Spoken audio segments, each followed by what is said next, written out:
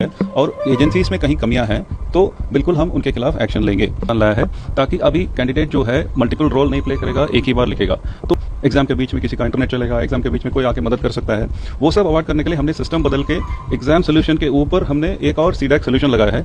About SSC exams में ये कहना चाहूँगा कि जुलाई 2025 से इस साल के एग्जाम शुरू हुए हैं और इस साल में हमने सिग्निफिकेंट चेंजेस लाए हैं।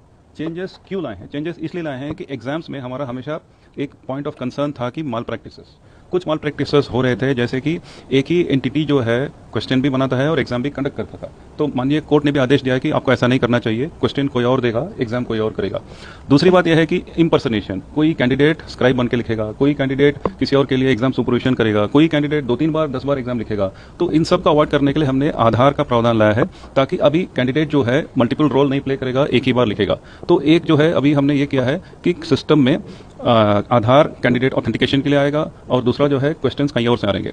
दूसरी प्रॉब्लम मल्टी शिफ्ट एग्जाम में ये है कि अगर हम, क्योंकि लाखों लोग एग्जाम के लिए लिखते हैं, एग्जाम कई शिफ्ट में करेंगे और अगर एक शिफ्ट आसान है, दूसरा शिफ्ट थोड़ा मुश्किल है, तो कैंडिडेट को नुकसान होना नहीं चाहिए। तो इसलिए हमने पूरा नॉर्मलाइजेशन का तरीका बदला है। अब ये तरीका बदलने के कारण कोई भी कैंडिडेट अपने शिफ्ट में पेपर कैसा है उसके हिसाब से वो कहाँ खड़ा है उसी उसको फायदा मिलेगा।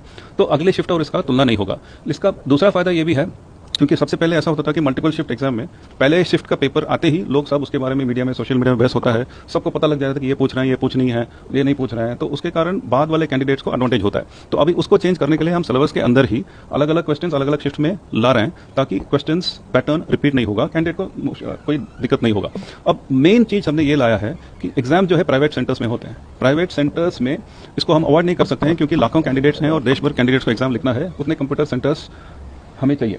अब इसमें कैंडिडेट्स और सेंटर्स और कुछ लोगों के माल प्रैक्टिसेस के कारण ऐसा हो जाता है कि एग्जाम के बीच में किसी का इंटरनेट चलेगा, एग्जाम के बीच में कोई आके मदद कर सकता है, वो सब अवॉइड करने के लिए हमने सिस्टम बदल के एग्जाम सोल्यूशन के ऊपर हमने एक और सीडैक सोल्यूशन लगाया है ताकि हमें पता लग जाएगा कि किसी भी कोने में, किसी भी मशीन में कुछ भी हो जाए।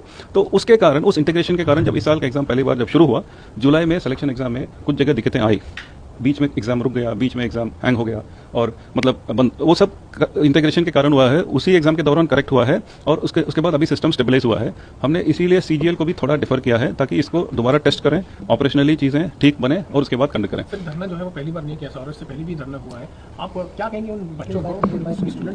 नहीं, मेरा स्टूडेंट्स को यही मतलब कहना है कि एग्जाम फेयर होना है, एग्जाम ट्रांसपेरेंट होना है, लेकिन एग्जाम मतलब जो भी हम टेक्निकल चैलेंजेस के कारण हम टेक्निकल सोल्यूशन से माल प्रैक्टिस अवॉइड करने के लिए ऐसे चेंजेस ले आ रहे हैं। ये सब करने का एक ही ऑब्जेक्टिव है कि ठीक कैंडिडेट को बिना किसी नुकसान से एग्जाम लिख पाएं और कोई माल प्रैक्टिस न हो।